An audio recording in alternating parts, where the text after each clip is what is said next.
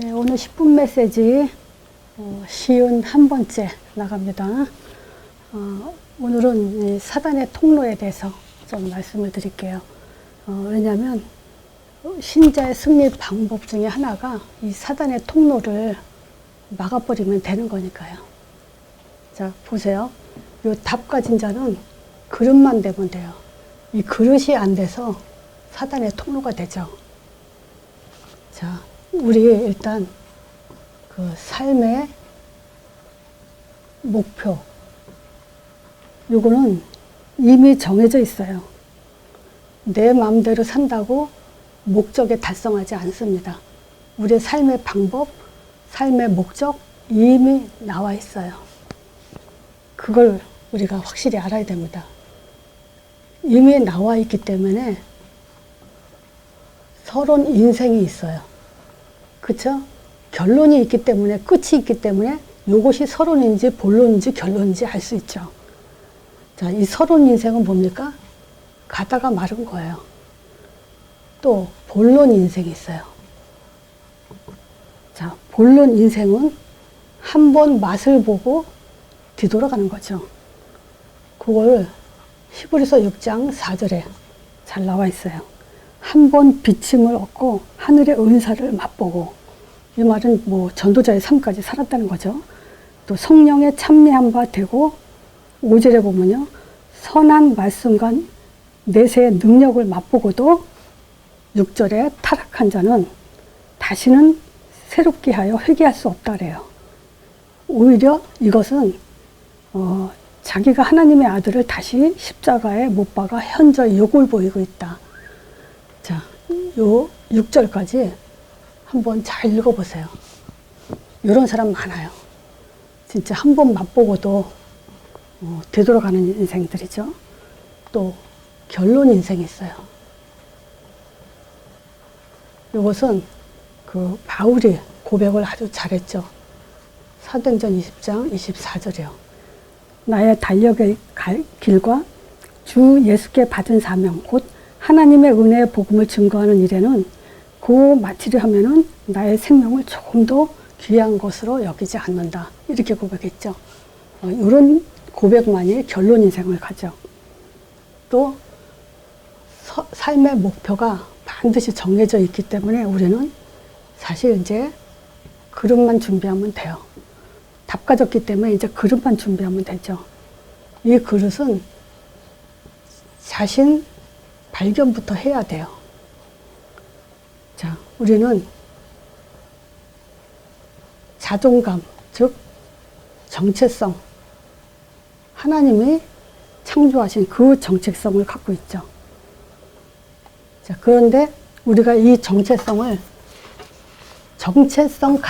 주신 대로 살지 못하고 부끄러운 인생을 살면 그거는 사단의 통로가 되고 있죠.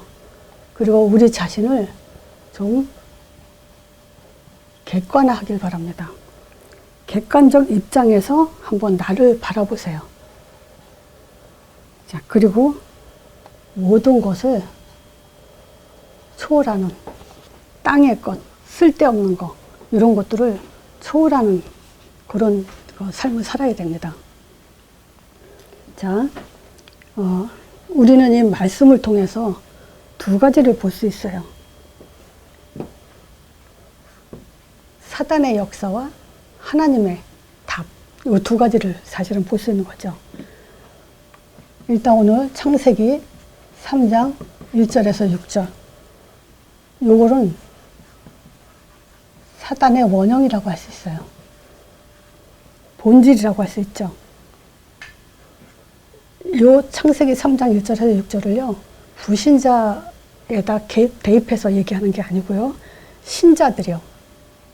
요 창세기 3장 문제, 이 사단의 원형은요, 창세기 3장 15절을 무지하게 하는데, 신자들은요, 열심히 하면서도 그리스도는 아는데 그 능력을 알지 못하면 창세기 3장 15절 무지에 들어갑니다. 그쵸? 말씀은 아는데 말씀의 능력을 몰라요. 그거는 창세기 3장 무지죠. 또 변질 되죠. 이 변질은 자꾸 착각해요. 저는 이렇게 뭐랄까 만남 속에서 얘기하다 보면요, 이 종교성이 벗어버리지 못한 사람도 있고요, 또 이 종교성과 이 복음 이런 것들이 섞여 있는 사람도 있고요, 다양한 사람들을 봅니다. 근데 거의 대부분이 90% 이상은 이 착각신앙에 많이 빠져 있는 걸 볼 수 있죠. 자, 세 번째는요, 무감각. 창세기 3장 뭐죠? 하나님 떠나 죄 가운데 빠 사단에 잡힌 이 문제가 사실은 창세기 3장 15절을 무지하게 하고 창세기 3장 15절을 변절시키고 창세기 3장 15절을 무감각하게 만들고 있어요. 그래서 이 구원의 확신을 가진 사람들조차도 교회를 떠나는 이런 사람들을 좀 많이 봅니다. 이 구원의 확신을 갖고도 전도자의 삶에 길을 가지 못하는, 결국 왜 그러냐? 시간이 흐르는 속에 이 복음이 무감각해지기 때문에 그렇습니다. 자, 그러면 성경에 기록되어 있어요. 사단이 무슨 짓을 하는지. 자동적으로요, 베드로전서 5장 8절에서 9절에 보면요, 근신하라 깨어라 너희 대적 마귀가 우는 사자와 같이 두루다니며 삼킬 자를 찾고 있어요. 계속 사단이요 안 자요. 하나님도 안 주무십니다. 영은 자는 법이 없고 쉬는 법이 없어요. 계속 24시, 그러면 날마다 틈도 없이 계속 뭐하냐, 삼킬 자를 찾고 있어요. 그래서 믿음을 굳게 해서 저희 대적 마귀를, 저희를 대적하라는 거예요.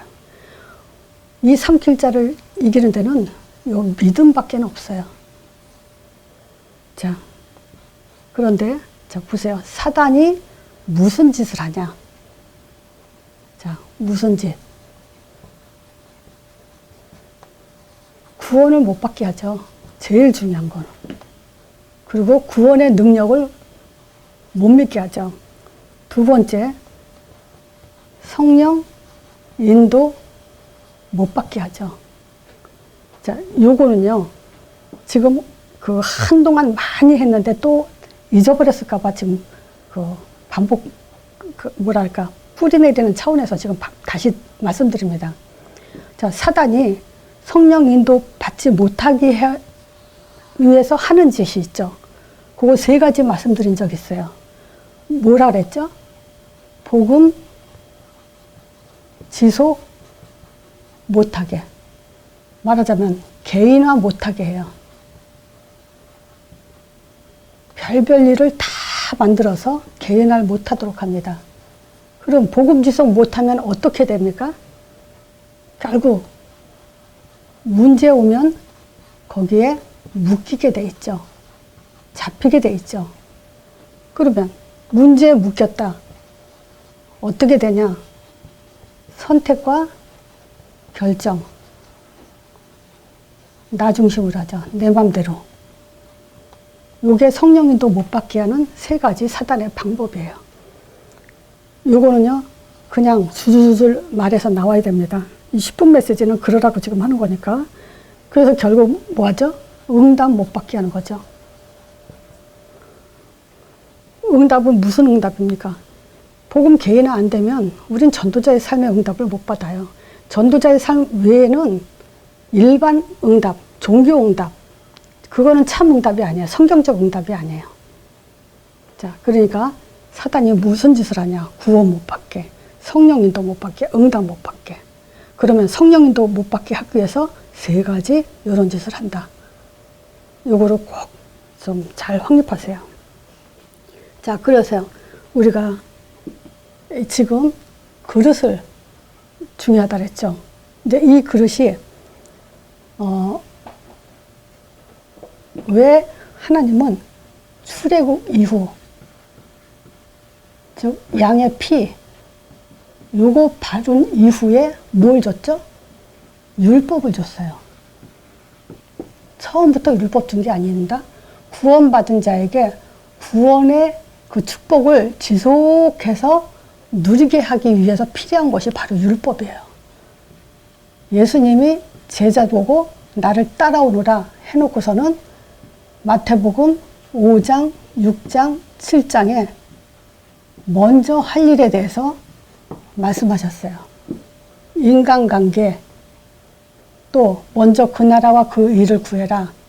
그리고 내 눈에 들보를 먼저 빼라. 이런 것들이 다 뭡니까? 복음을 막는 사단의 통로가 되는 부분이기 때문에 그거 먼저 하라고 한 겁니다. 자, 그래서 그릇을 만드는 방법. 그 첫 번째가 우리가 예를 들어서 우리가 경제 문제가 생겼다. 질병 문제가 생겼다.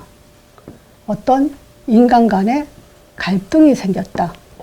좀 여러 문제가 있다고 칩시다. 그랬을 때 이 생각을 꼭 해보세요.